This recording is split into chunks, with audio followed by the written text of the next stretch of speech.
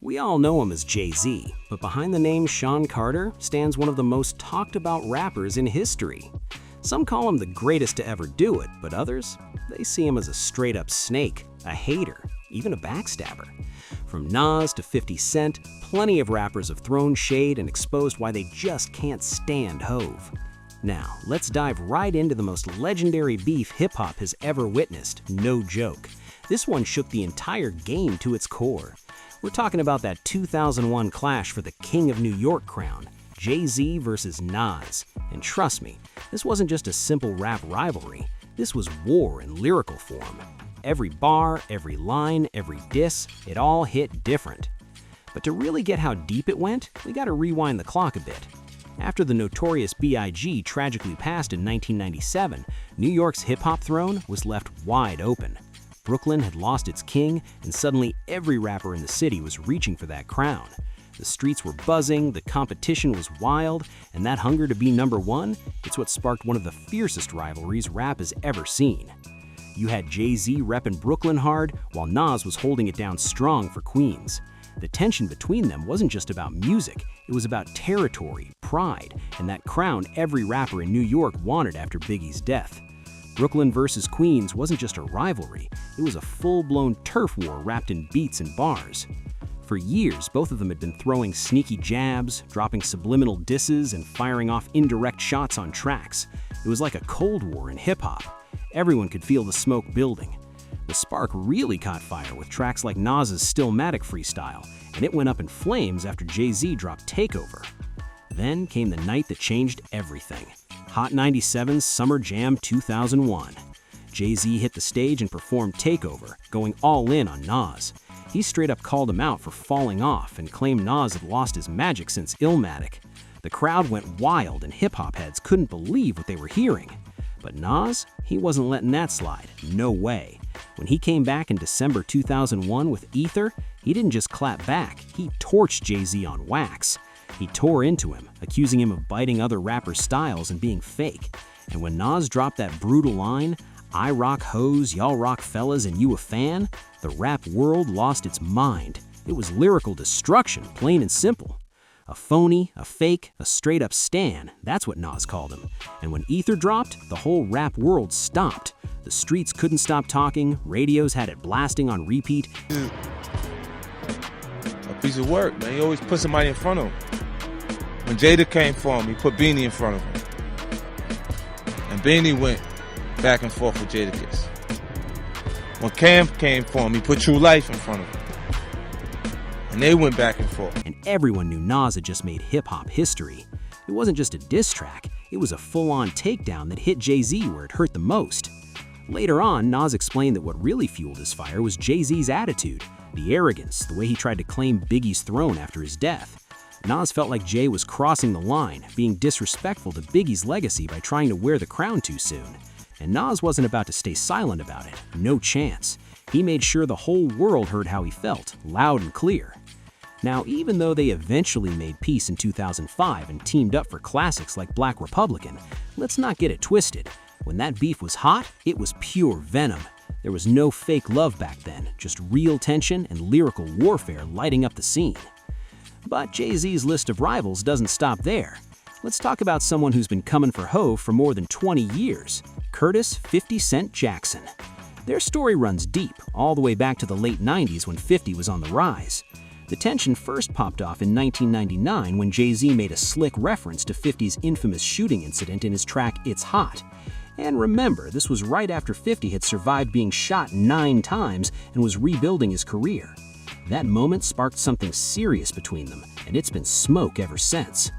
So when JayZ started dropping bars about 50 Cent's shooting situation, 50 wasn't having none of it. He clapped back hard with his track Be a Gentleman, mocking JayZ's flow and success with that signature 50 swagger. But he didn't stop there. Next came How to Rob, the song that had the whole industry on edge. How to Rob was wild. 50 literally rapped about robbing every top rapper in the game, name-dropping legends left and right. And yeah, JayZ was definitely on that list. But what most people don't realize is that this tension ran way deeper than just some playful disses. It was about power, pride, and that crown every rapper in New York wanted after Biggie's death. Fast forward to 2022, and guess what? The smoke wasn't gone. 50 came out and claimed that JayZ, through his Rock Nation and NFL connections, tried to block him from performing at the Super Bowl halftime show. That's right, the Super Bowl. 50 said, JayZ tried to prevent me from performing. They put the blame on the NFL, but I knew it wasn't them. He even called it straight-up hatership, saying Eminem had to personally demand his inclusion just to make it happen. And 50 didn't hold back in interviews either. He doubled down, accusing JayZ of being petty and trying to keep him off the biggest stage in the world. To top it off, he threw extra shade by calling JayZ's music golf course music, basically saying Hov had got soft. Now that's some real tension that never cooled off. Can you believe that? 50 Cent straight up called JayZ's music golf course music? He was basically saying Hov had lost his street edge, that he wasn't making tracks for the block anymore, but for rich white folks sipping wine by the green. That comment hit deep, because 50 wasn't just clowning, he was throwing shade at JayZ's entire image and how far he'd drifted from the streets that built him. 50 didn't stop there either. He made it clear he resented how JayZ dominated the industry, saying in 2023 that the way Hov moved was, in his words, some hater stuff. And honestly, if you peep 50's social media lately, especially after those 2024 allegations surfaced against JayZ, he's been in full attack mode. The trolling, non-stop. The memes, savage. It's like 50's made it his personal mission to keep poking at JayZ every chance he gets. Now, this next name might catch you off guard, because it's not just another rapper throwing shade. This one comes from one of the founding giants of hip-hop himself, James Todd Smith, aka LL Cool J. Yeah, that's right, even LL had smoke with JayZ. Their tension goes back to when JayZ took over Def Jam as president in 2004. LL wasn't feeling how JayZ ran things. He questioned JayZ's credentials and even accused him of inflating his own sales numbers to make himself look bigger than he really was. And you gotta understand, LL was already a legend at that point, so for him to call JayZ out like that, it showed just how deep the cracks were behind the label doors. LL Cool J had been at Def Jam since 1985. He wasn't just another artist on the label, he was one of the ones who built it from the ground up. So when JayZ, a younger rapper with way less years in the game, became his boss, you can imagine how that rubbed LL the wrong way. He felt disrespected, plain and simple. As a true pioneer, LL made it clear in interviews that JayZ seemed more focused on boosting his own career than uplifting the veterans who helped make Def Jam what it was. And honestly, when you break it down, LL's frustration made sense. Here you had a living legend, a man who defined hip-hop in the 80s and 90s, feeling like the new label president was all about self-promotion instead of giving props to the artists who laid the foundation. That tension was real, and LL didn't just talk about it, he let it out in his music. In 2006, he dropped a track called Queens, and the subliminals were undeniable. He rapped, "I ain't a frontin'-ass coward, I don't sound scans. I wish Rick and Russell was back. I miss the old Def Jam, cause them new cats act like they don't know who I am." When LL said, "I don't sound scans," he was basically accusing JayZ of inflating his sales numbers with shady tactics. And that last line, that was pure frustration. LL calling out the new Def Jam leadership for acting like they'd forgotten his legacy. It wasn't just a diss, it was a statement from a pioneer who felt erased by the very label he helped build. The tension between LL Cool J and JayZ wasn't just personal, it reflected a much bigger problem inside Def Jam. LL felt like under JayZ's leadership, the label had lost its soul. That raw hunger, that street-level authenticity that once made Def Jam legendary, gone. By 2006, the frustration reached its breaking point, and LL decided to walk away from the label he helped create. It was the end of an era, and a clear sign that the old-school generation was clashing hard with the new wave of hip-hop power players. Now, shifting gears, this next story hits on a deeper level. It involves a rap icon whose voice still echoes through the culture today, Tupac Shakur. And even though their feud was short-lived because of Tupac's tragic death in 1996, the tension between JayZ and Tupac was real. On the post-mortem 1996 track Against All Odds, Tupac sent direct shots at JayZ, dropping lines that fueled speculation about real animosity between them. It all went down during the height of the East Coast versus West Coast War, a time when hip-hop was split straight down the middle. Tupac was rolling with Death Row Records and Suge Knight, while JayZ was deeply connected to the New York scene, which Tupac viewed as enemy territory. And here's the wild part. Insiders have said that an early version of Tupac's Hit 'Em Up allegedly included even more disses aimed at JayZ. The hostility might have been brief, but it was intense, fueled by loyalty, pride, and the chaos of one of the most dangerous eras in rap history.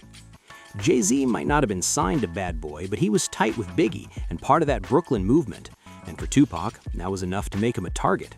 In Pac's eyes, anyone connected to Biggie or the East Coast elite was automatically suspect. His anger came from what he saw as betrayal and fake loyalty during the height of the Coastal Wars, and JayZ just happened to be rising right in the middle of all that chaos. See, Tupac was already paranoid after the infamous 1994 shooting at Quad Studios, and he believed that people tied to the New York rap scene had a hand in setting him up. So when JayZ started building his name alongside Biggie and repping Brooklyn, Pac saw him as part of the enemy camp, no questions asked. On tracks like Bomb First, My Second Reply, Tupac didn't hold back one bit. He fired off the brutal line, "I'm a bad boy killer, JayZ die too, looking out for Mobb Deep when I find you." That wasn't just a diss, it was a straight-up death threat on wax. It showed how wild and dangerous things really were during that era, when rap beefs weren't just about lyrics, they were about survival. What's even crazier is that JayZ reportedly had his own unreleased diss track ready to go in response to Tupac's shots, but he never dropped it out of respect. That decision alone says a lot about the level of heat surrounding their feud, and how close it came to spiraling completely out of control. After Tupac's passing, JayZ eventually showed love and paid homage, sampling Pac's music and openly recognizing his influence on hip-hop. It was his way of showing respect to a legend who helped shape the culture. But let's be real, if Tupac had lived, that tension could have turned into one of the biggest and most explosive beefs in rap history.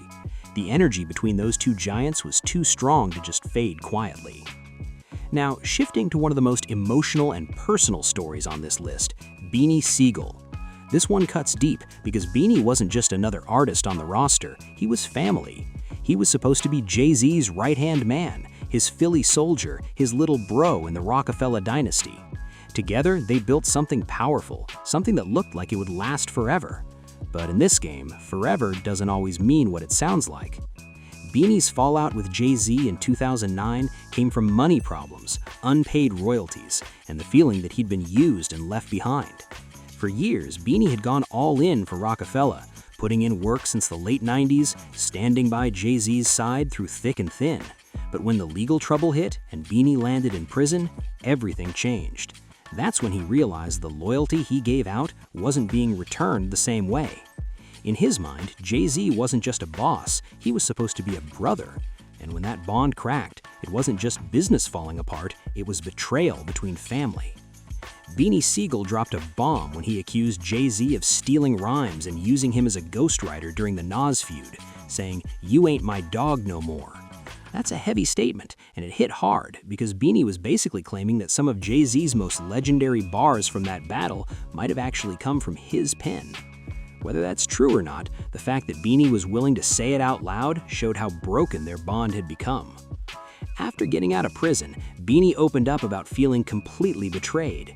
He said JayZ left him hanging financially when he needed him most. What cut even deeper was something that happened way back in 2003. JayZ actually testified as a character witness for Beanie in court, but when it came time to take responsibility for Beanie's bail conditions, Hove refused. That moment left Beanie feeling abandoned by someone he once called a family. In a Drink Champs interview, Beanie didn't hold back his pain, saying, "I never been crushed like that ever in my life. That messed me up. That took away a lot of stuff I thought we had, like that's big bro." You can feel the heartbreak in his words. This wasn't just about music or money. This was about loyalty, trust, and the collapse of a brotherhood that once looked unbreakable. Now, let's be real.